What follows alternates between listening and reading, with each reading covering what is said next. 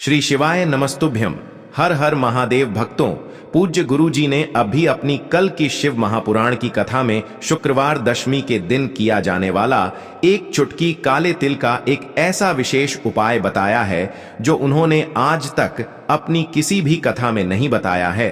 पूज्य गुरु जी ने कहा कि जब आपके हाथ तंग चल रहे हो, जब रुपए पैसे कहीं से प्राप्त ही ना हो पा रहे हो, जीवन में चारों तरफ से सिर्फ और सिर्फ परेशानियां आ गई हो, उनसे बाहर निकलने का कोई रास्ता ना दिखाई दे रहा हो, तो 24 जनवरी 2025 शुक्रवार दशमी के दिन कर लेना एक चुटकी काले तिल वाला यह उपाय होगी।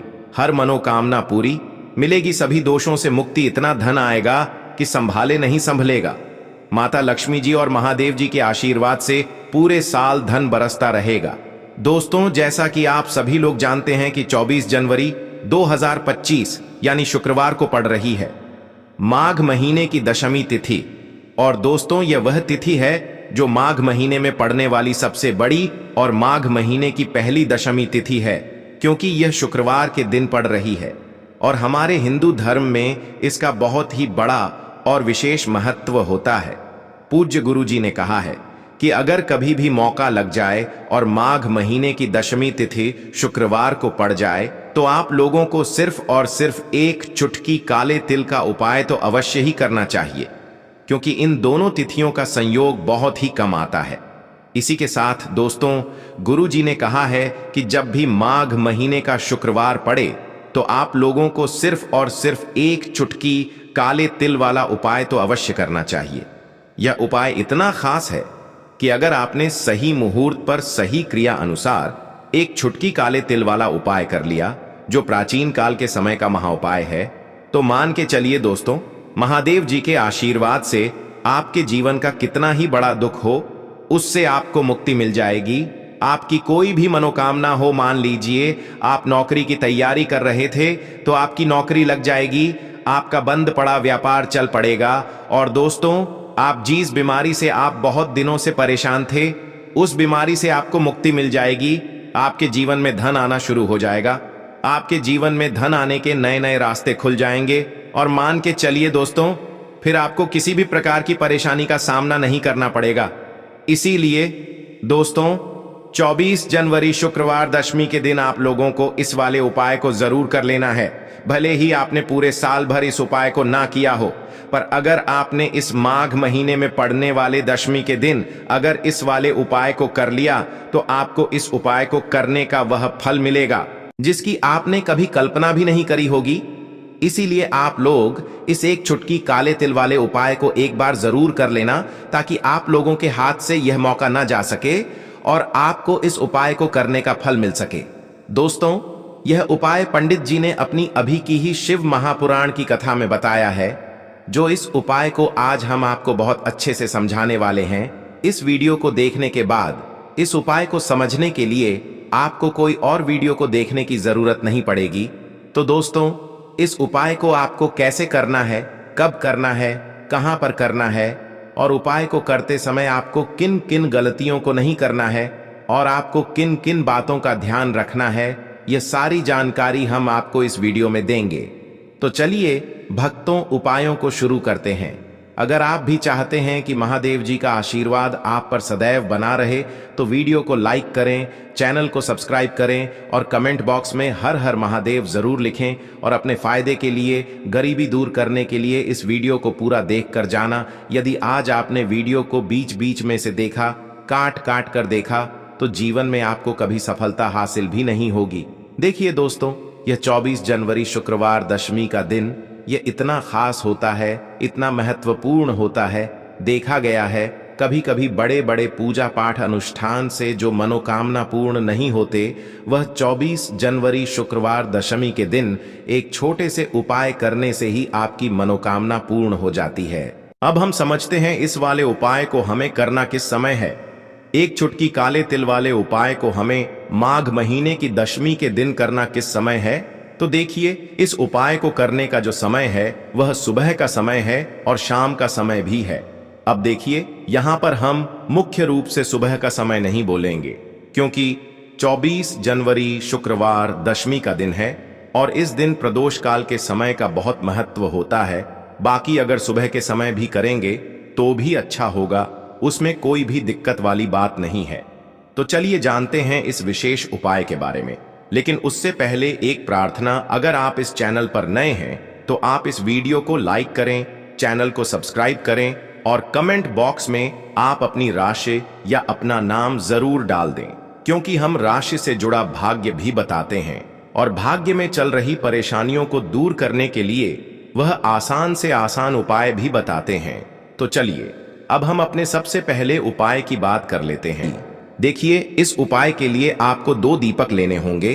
दोनों ही दीपक आप मिट्टी के भी ले सकते हैं और दोनों ही दीपक आप शुद्ध आटा मढ़कर उनके भी तैयार कर सकते हैं। अब दोस्तों, दोनों ही दीपक के अंदर आपको शुद्ध घी का प्रयोग करना होगा और एक दीपक के अंदर आपको गोल रुई की बाती का प्रयोग करना होगा और एक दीपक के अंदर आपको लंबी बाती का प्रयोग करना होगा। लंबी बाती वाले दीपक के अंदर आप मौली वाला जो धागा आता है कलावा का, उसकी बाती का प्रयोग भी आप लंबी बाती वाले दीपक के अंदर कर सकते हैं। देखिए, 2 दीपक वाला ये चमत्कारी उपाय केवल शुक्रवार की रात्रि में ही किया जाता है, इसीलिए आपको इस उपाय को बहुत ही ध्यान से समझना। इसी के साथ में आपको 1 चुटकी काले तिल के दाने लेना है और इसी के साथ में आपको मात्र 1 चुटकी हल्दी भी लेनी होगी। अब दोस्तों, ये सभी सामग्री लेकर के आपको रात्रि के समय पहुंच जाना है अपने घर में, जहां कहीं भी तुलसी जी का पौधा, तुलसी माता का निवास स्थान है, वहां पर। देखिए दोस्तों, सबसे पहले तो आपके पास जो एक गोल बाती का दीपक, उसे आपको तुलसी जी के वहां पर प्रज्वलित करना है। दीपक को प्रज्वलित करते समय आपको ओम नमो भगवते वासुदेवाय इस मंत्र का 11 बार जाप कर लेना है।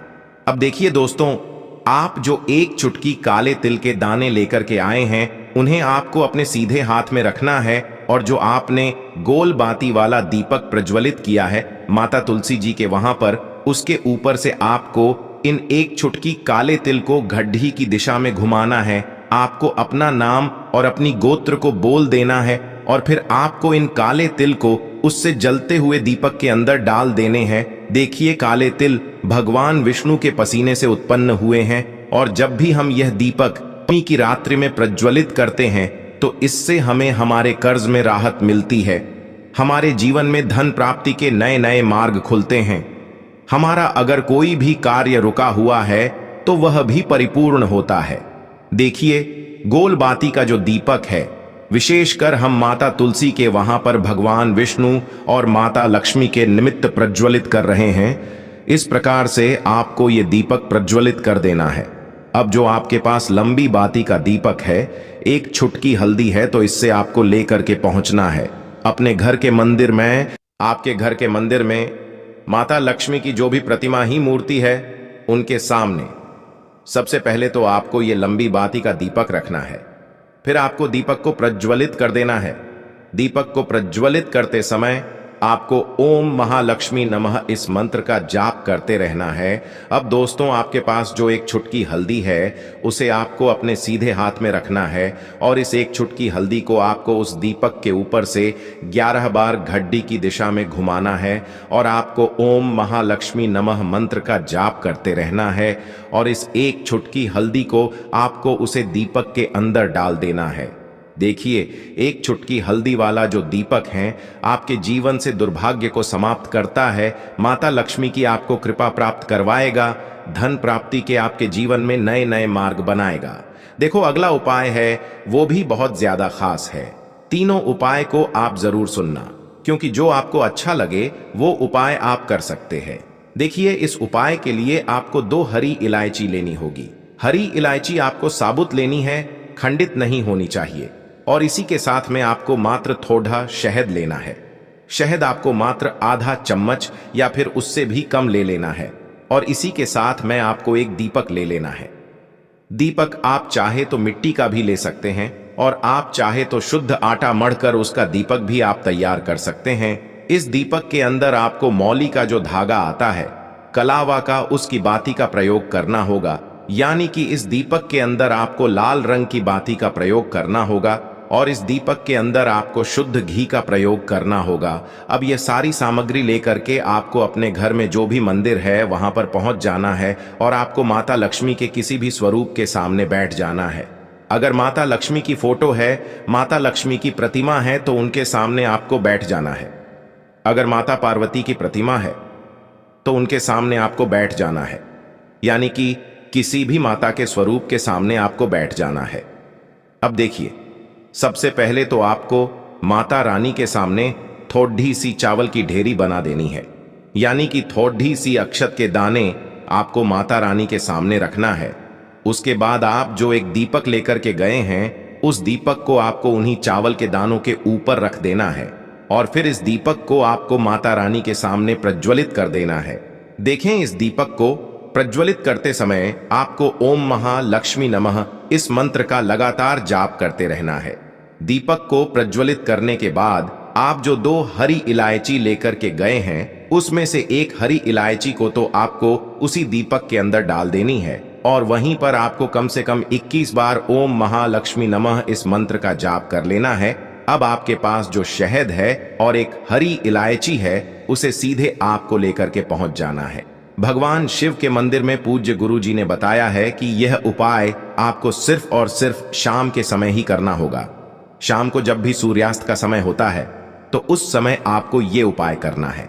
लेकिन सबसे पहले तो आपके पास जो एक हरी इलायची है, उसे आपको उस शहद के अंदर अच्छे से डुबो देना है, यानी कि शहद का लेपन उसे हरी इलायची के ऊपर चारों तरफ आपको कर देना है। अब यह जो शहद से युक्त हरी इलायची है, इससे आपको भगवान शिव के शिवलिंग पर अर्पित कर देनी है और आपको वो श्री शिवाय नमस्तुभ्यम इस मंत्र का लगातार जाप करते रहना है।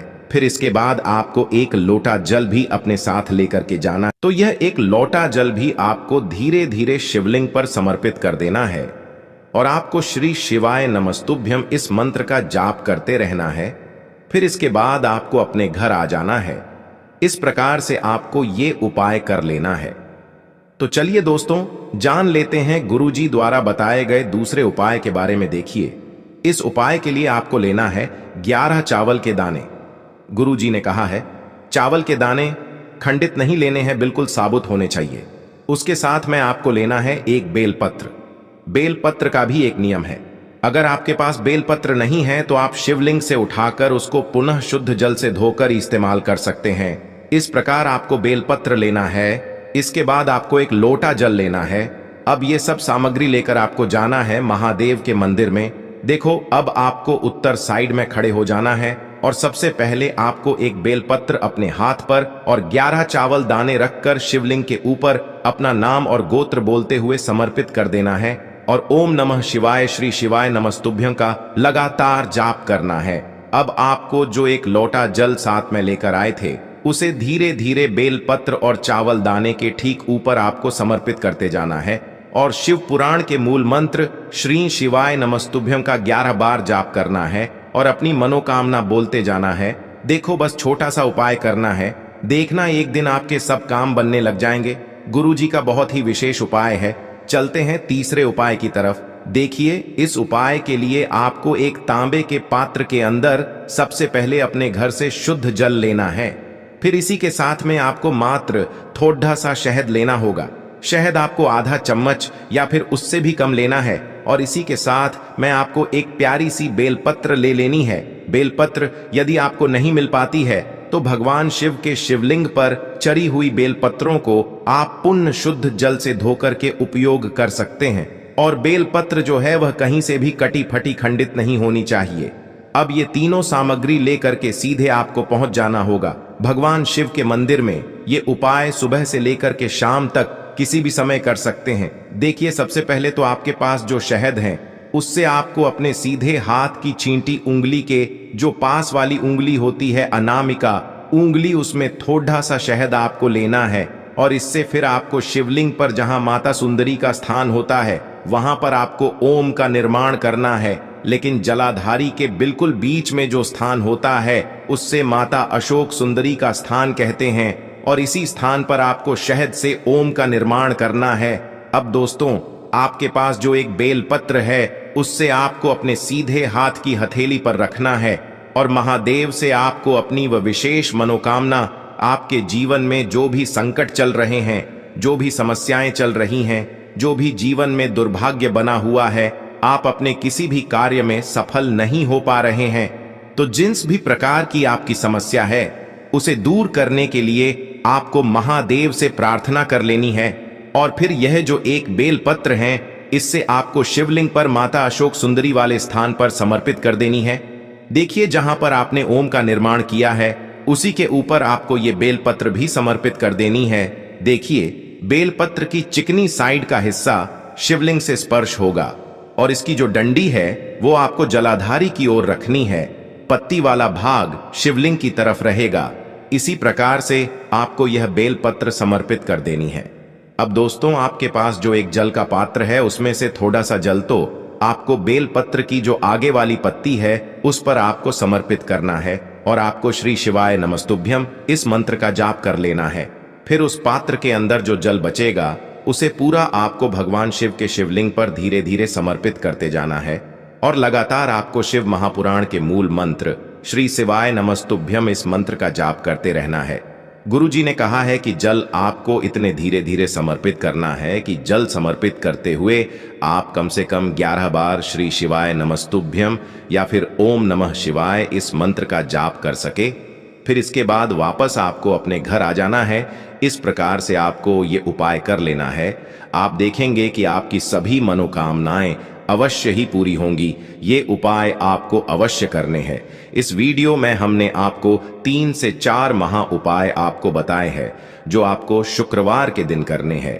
अगर आपके मन में उपाय से जुड़ा कोई भी सवाल है तो हमें कमेंट बॉक्स में पूछ सकते हैं। उपाय करते समय कोई भी गलती नहीं करनी है। अगर आपको हमारी वीडियो पसंद आए तो हमारे इस चैनल को सब्सक्राइब जरूर करें। हर हर महादेव, ओम नमः शिवाय, श्री शिवाय नमस्तुभ्यम। देखो, इस उपाय के लिए आपको लेना है एक गोल बाती का दीपक। आप चाहें तो मिट्टी का ले सकते हैं या फिर घर से शुद्ध आटा मढ़कर उसका दीपक आप तैयार कर सकते हैं। इसके बाद आपको लेना है शुद्ध गाय का घी। अगर वो नहीं है तो कोई भी देसी घी इस्तेमाल कर सकते हैं जिससे आपको दीपक प्रज्वलित करना है। देखो, अब ये सब सामग्री लेकर आपको जाना है प्रदोष काल में आपके घर पर तुलसी जी के घेरे के पास में। देखो, ये उपाय तो आपको अवश्य करना है। देखो, वहां पहुंचकर सबसे पहले वो दीपक आपको प्रज्वलित कर देना है और ओम नमो भगवते वासुदेवाय नमः का 11 बार जाप करना है। उसके बाद आपको अपने सीधे हाथ में थोड़ी हल्दी लेकर उस दीपक में अपना नाम और गोत्र बोलते हुए डाल देना है। उसके बाद माता लक्ष्मी से आपको प्रार्थना करना है कि हे महालक्ष्मी, हमारी सभी दुख तकलीफों को दूर करो। हे महादेव, हमारे सब दुख कष्टों को खत्म करो। इस भावना से आपको ये उपाय करना है।